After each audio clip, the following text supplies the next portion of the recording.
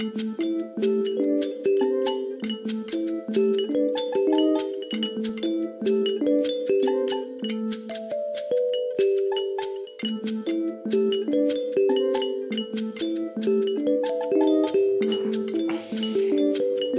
Tapas, nouvelle émission. Nous l'invité aujourd'hui, c'est Evan Sohen. Evan, présente toi-même. Je m'appelle Evan Sohen, j'ai 36 ans, je suis artiste mauricien. Je suis marié, j'ai des enfants. Vos points victoire, plonge dans Boîte Tapas et prends une question. OK.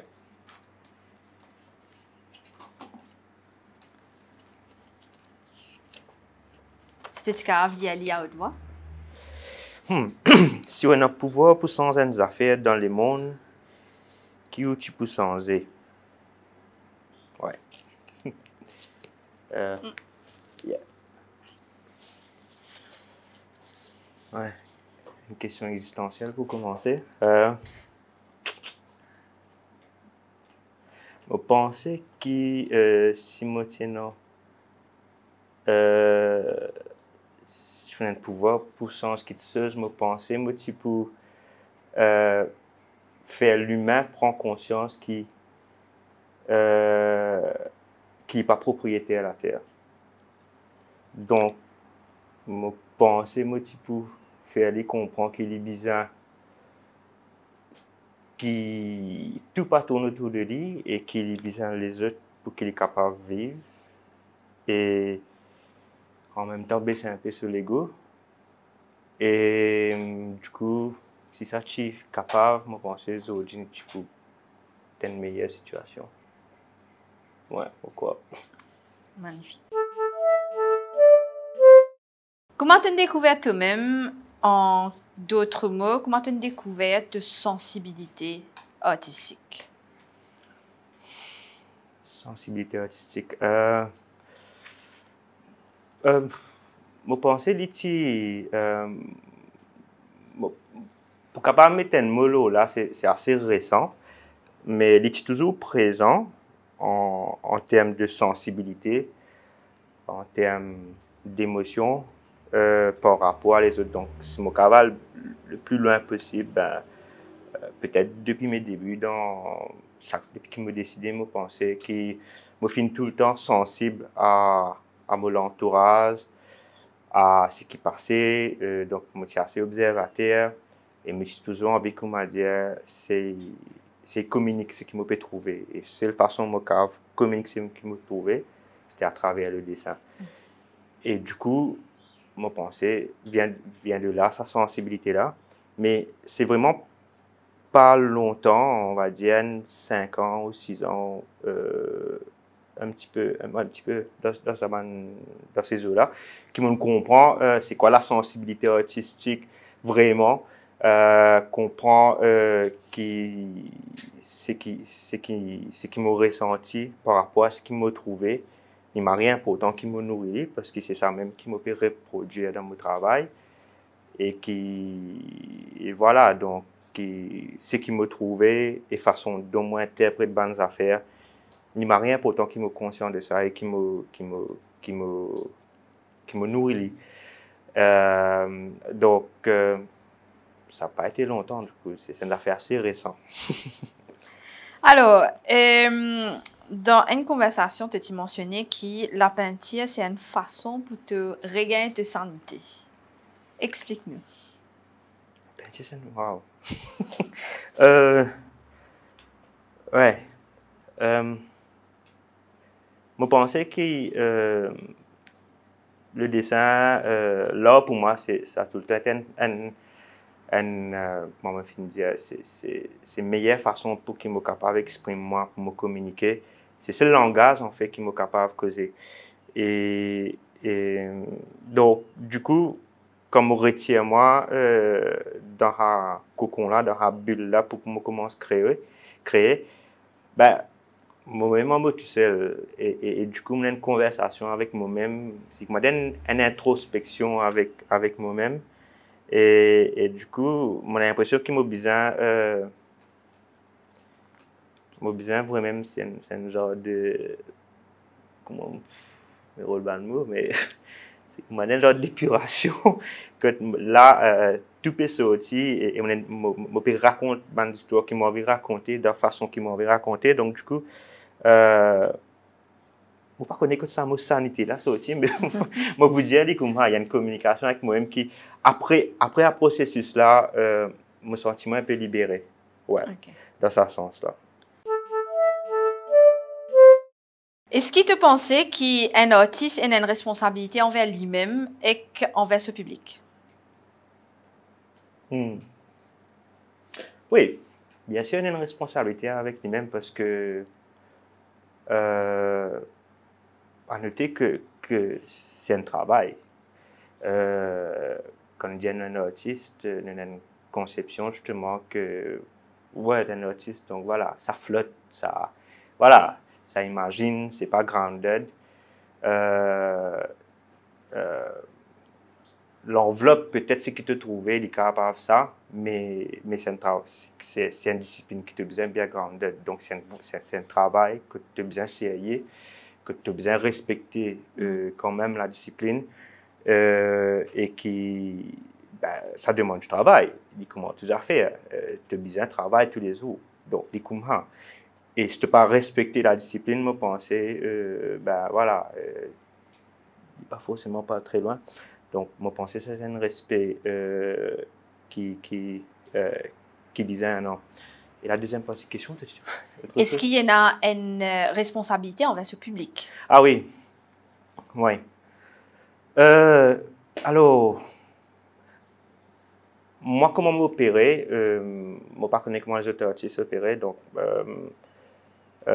moi, surtout, dans ma discipline, me vraiment honnête avec moi, ça veut dire me dire ce qu'ils m'ont envie de dire. Donc, c'est vraiment un espace que me prend plaisir à le faire. Donc me dire ce qu'ils m'ont envie de dire dans le langage qu'ils m'ont envie de dire et me sentir bien. Je ne crée pas par rapport au public, à mon audience. Avant, je fin faire mais après, je comprends que sa discipline-là, comme on dans la télé, je suis un peu égoïste. Donc, il y a un peu que moi, que ce que je fais. Donc, du coup, je fais ce que j'ai envie de faire. Je me fais plaisir. Donc, je ne pense pas à l'audience. Et du coup, pour ça, ce qui est primordial, c'est que je suis content de ce qu'il me fait. Donc, si je suis content de ce qu'il me fait et qu'il me respecte ce qu'il me peut faire, automatiquement, je pense que je peux respecter du monde qui peut recevoir. Est-ce que c'est ça, définition authenticité pour toi? Je ne connais pas. Je pense que authenticité, à mon sens, c'est peut-être être vrai avec ce qui tu étais et ce qui te pensait et pas trop te voiler la face et pas trop, enfin, être simple.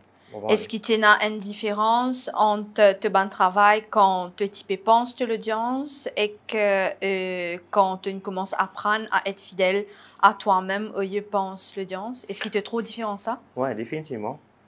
Définitivement parce que comme on peut faire lire, on peut penser à celui qui va le recevoir, on peut essayer pour comprendre, ben, ok, ben, qui dit monde content, qu'est-ce que le marché a besoin? Est-ce que le marché préfère avoir du jaune ou bien du rouge ou du bleu? Quelle est la tendance actuellement? Mais finalement, sa tendance, sa traîne qui le marché peut dicter, ben, il peut overshadow ce qui moi m'a envie. Si moi m'a envie de faire les bleus, parce qu'il me dit il y a une connexion avec le bleu, avec les émotions du moment, la spontanéité et avec le message qu'ils m'ont envie de dire, ben, du coup, si je respecte ce que le marché peut dire, je peux finalement, je peux faire un tableau, je peux faire, je peux dépenser, je peux prendre combien de temps là, dans les affaires que je ne suis pas content. Donc, il peut dans ce sens là. Il peut dans quel sens. Donc, voilà. Un moment décisif de la vie? Ouais. Yes. Explique-nous qui ça a Ouais. et comment l'insens de la vie d'artiste. Ouais. Donc, avant d'aller sur cette personne, finir dans plusieurs moments important dans mon vie. Donc, mon mariage, mon rencontre de ma femme. Et ça a culminé jusqu'à la naissance de ma fille, mon aînée, Louise. Donc, ce naissance, c'est une naissance tout. Parce que, premièrement, avant qu'il est né, me rend d'une logique pratique que avant, me type peine à soi, me type travail à soi, et la journée, me travaille dans un bureau. Et me dire, ok, je peux venir papa, donc ça peut demander beaucoup de temps, et quand on arrive à soi, je ne peux pas à peine, et du coup, je besoin peut-être réadapter moi. Et c'est là qu'il me cause avec Caroline, mon épouse, me dit ça, ok, que peut-être j'aurais envie de travailler full-time comme artiste peintre. Alors qu'il m'a vu papa.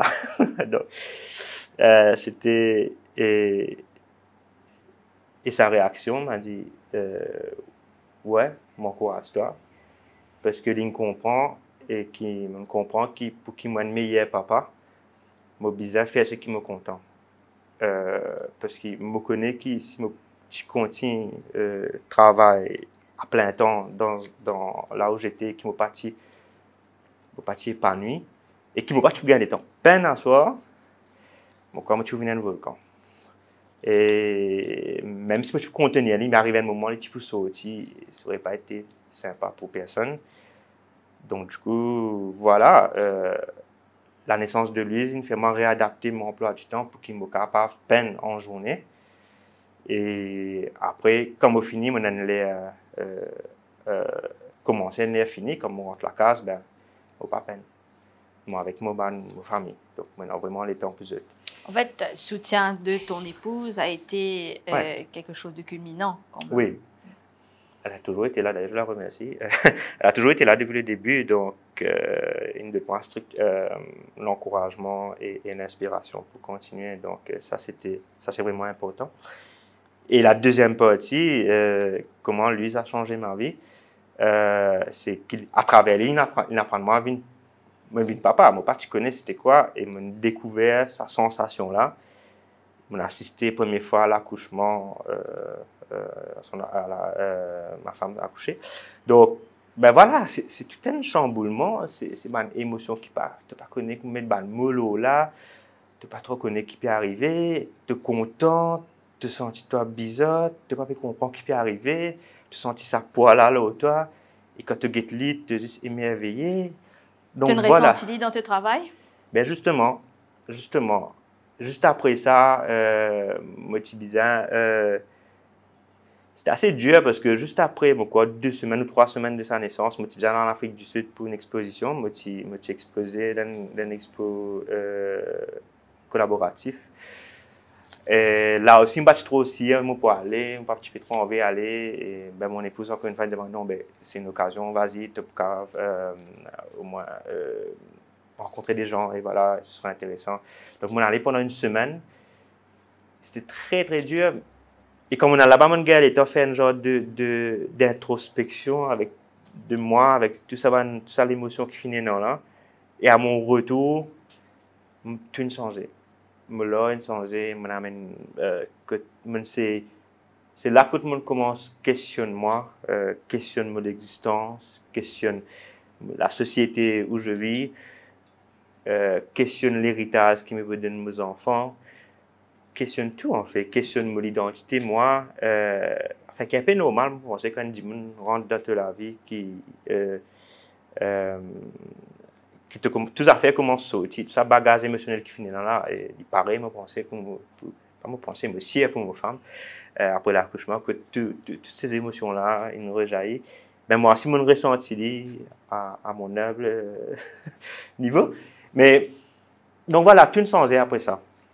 Et voilà, et ça a culminé avec la naissance de mon deuxième enfant, Olivia, donc qui a encore rajouté d'autres expériences, d'autres émotions, donc voilà. Ouais.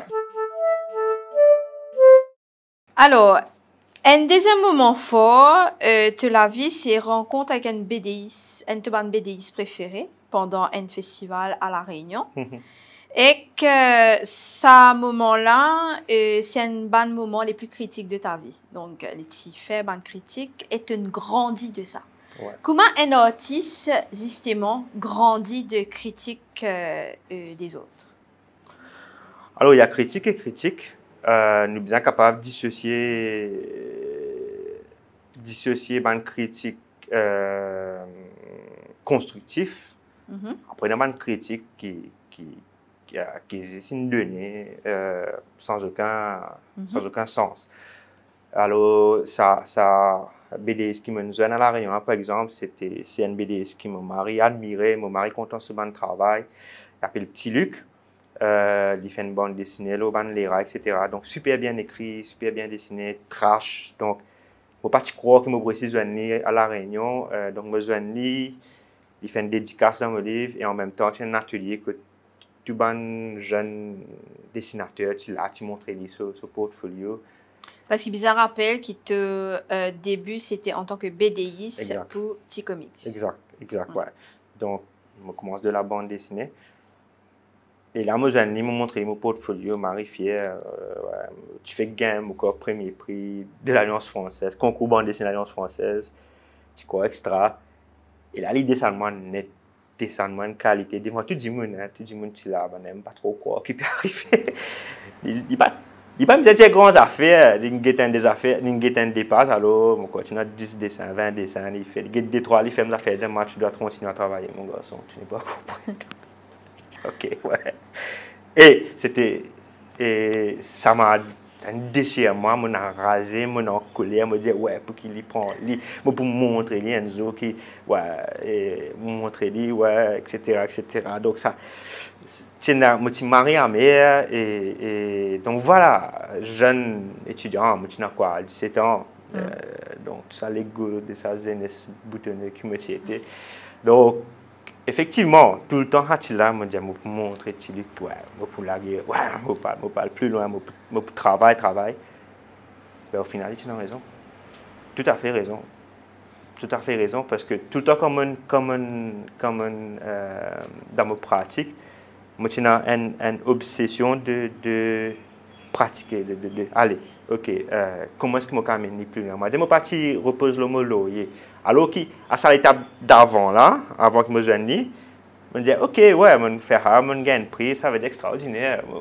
À quel moment tu réalisé que tu as raison? Ben, je pense que là, je commence à gagner un peu de maturité, et ça, la NASA, quand on arrive dans le milieu de la vingtaine, 25, un petit peu avant, mais ouais, je pensais, je ne pas trop rappeler, mais consciemment, tu fais comment venir. Ok, mais ouais, Ivan, tu as besoin quand même, ouais, pas que tu toi-même, tu as besoin de travail, quoi. C'est là que tu prends conscience que là, c'est le travail. Si tu as un pouvoir politique, qui te peut changer dans la situation ban artiste? Pouvoir politique dans la situation ban artiste.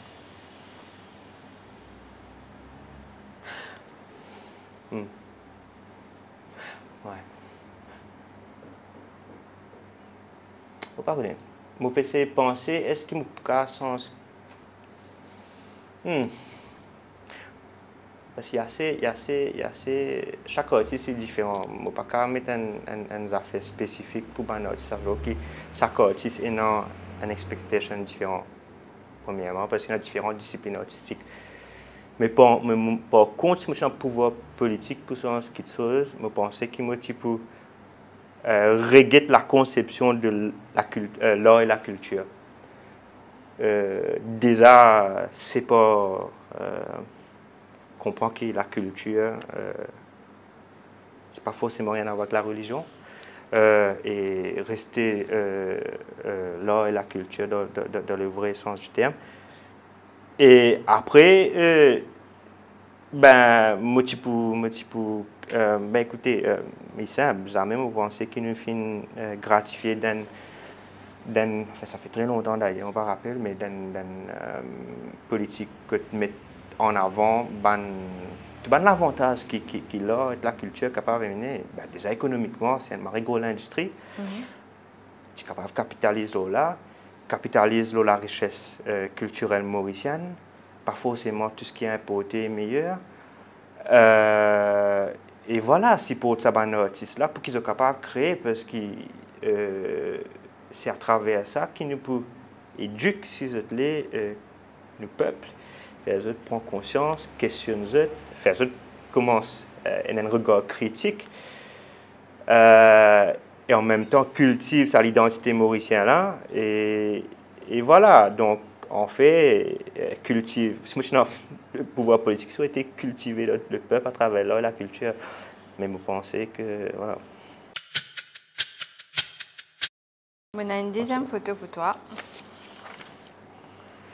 Ouais. Qui s'en a tout dit et comment il prend forme? Tout dit.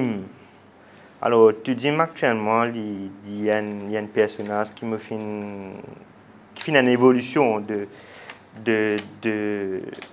personnage qui me fait faire à mes débuts de la bande dessinée.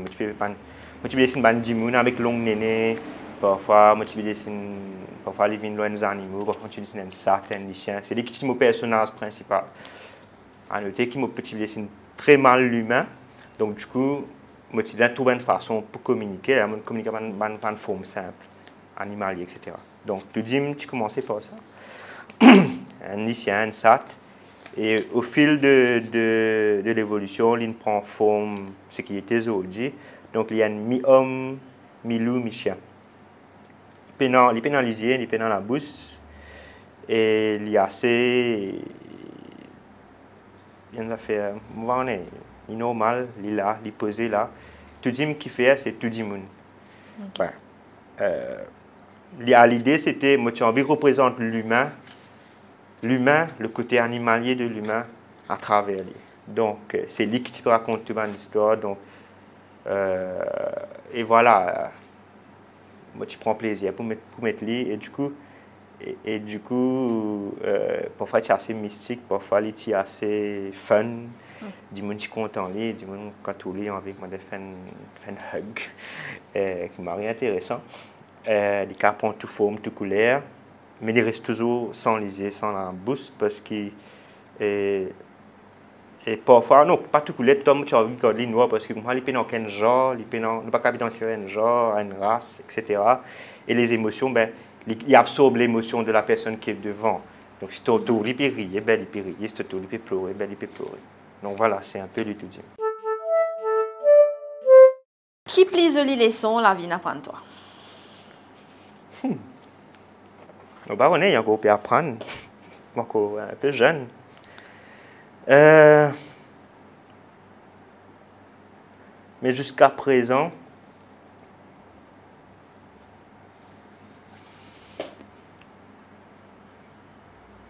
je pensais qu'il tas affaires, mais je pensais que ce qui plie important, c'est je suis capable de retourner aux premières affaires qui me disaient, c'est je pensais que je suis conscient qu'il y a une micro affaires dans l'écologie, dans l'écosystème là, et qui m'a besoin respecter ce qui est autour de moi. Donc, là. Dans une situation sanitaire très personne ne participe à ça, l'impact la vie est très important en 2 ans. Comment est-ce que Covid a impacté tout l'heure? Est-ce qu'il a impacté tout l'heure? Non, définitivement, il a impacté tout l'heure. Peut-être pas dans l'esthétisme, mais dans la réflexion, encore une fois. Et encore une fois, c'est ce qui me retourne, ce qui me fait dire avant, précédemment, c'est te rendre compte que tu n'es pas le centre du monde. Et si aujourd'hui, nous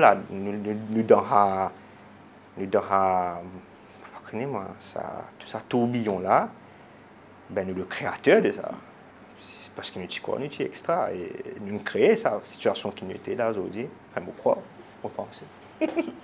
J'ai envie de croire que c'est ça. Et donc, voilà. Nous avons un système de consommation que nous n'est plus d'une vie assoiffés de tout ce qui bouge, tout ce qui génère du profit, du plaisir, et nous consommer sans qu'ils nous guettent ce qui nous peut tirer dans l'assiette manger les autres. Comme on dit à les autres, c'est tout ce qui est donc la nature, etc. Et même les autres du monde. Donc, voilà, je pense que Covid nous fait prendre conscience qui est là. Tu as besoin de redescendre un peu, prendre conscience de ce que tu étais pour qu'il un peu plus humble dans la vie, un peu plus humble dans la vie et non, enfin, attaque ces affaires-là avec plus d'humilité et plus de respect surtout.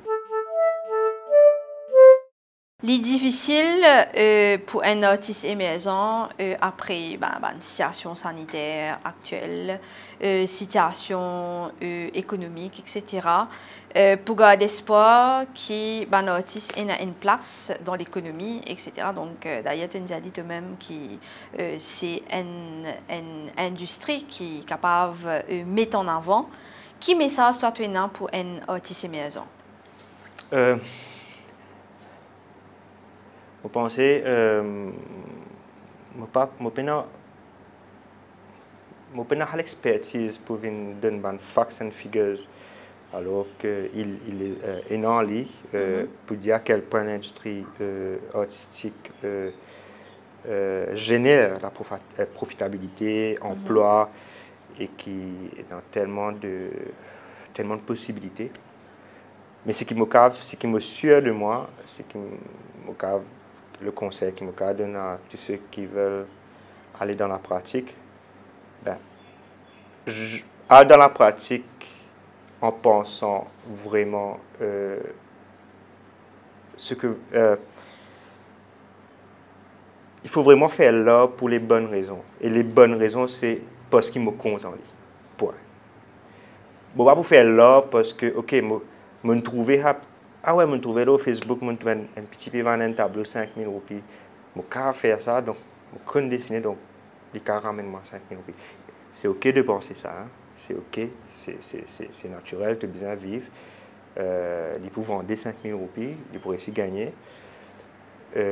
Mais j'ai besoin de penser que si je peux faire lire, parce que je compte en lire, et je donne beaucoup de choses pour dire, j'ai envie, je crois dans ce que je peux faire, automatiquement, il pourra amener des sous à un moment donné dans le parcours. Mais il faut vraiment être vrai avec sa pratique avant. Moi, Victoire, prends une autre question dans nos boîtes. Ouais.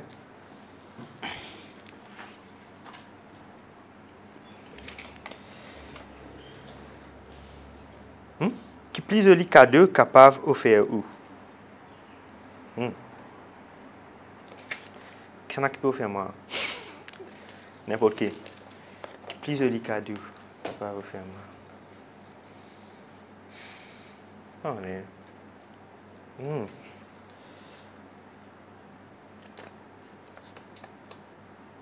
non, mon pensée, mon peux déjà un cadeau sérieux là, c'est qui me peut vivre et qui m'entoure avec des gens qui comptent en moi et qui me content. Ouais. Pensée simple, sérieux. Cool.